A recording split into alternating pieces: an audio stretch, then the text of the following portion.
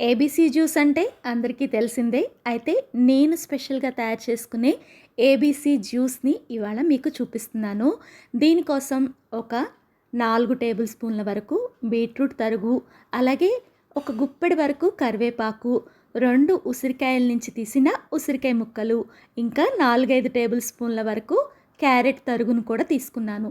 ఉసిరికాయని daily తీసుకోవటం వల్ల anti ఏజింగ్‌గా పనిచేసి డైజెషన్ ఇంప్రూవ్ అయ్యి నిత్య యవ్వనంగా ఉంటాము. కరివేపాకుని తీసుకోవటం వల్ల జుట్టు ఊడడం ఆగిపోయి జుట్టు ఒత్తుగా నల్లగా పెరుగుతుంది.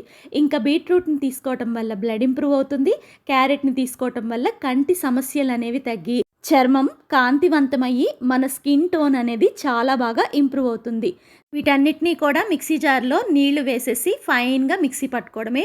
నేనైతే ఈ జ్యూస్ని వడకట్టకుండా అలాగే తాగేస్తాను.